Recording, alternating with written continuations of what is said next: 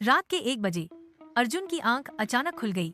उसके मोबाइल पर एक अनजान नंबर से मैसेज आया था।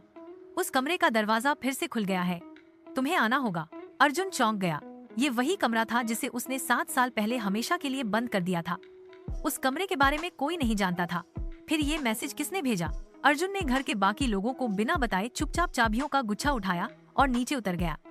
जैसे ही उसने तहखाने का दरवाजा खोला, एक ठंडी हवा का झोंका उसके चेहरे से टकराया।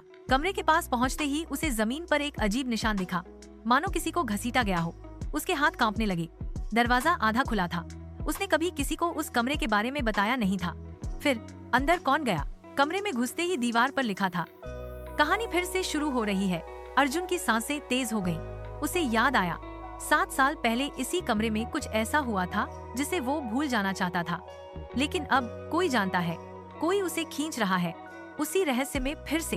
तभी फोन फिर बजा। इस बार एक तस्वीर आई। अर्जुन उसी कमरे में खड़ा था, लेकिन तस्वीर किसी और ने ली थी। पीछे से उसने फौरन पलटकर देखा, पर वहाँ कोई नहीं था। मैसेज फिर आया, अब तुम्हारी बारी है। कमरा अब पूरी तरह बंद हो चुका था। बाहर से नहीं, अंदर से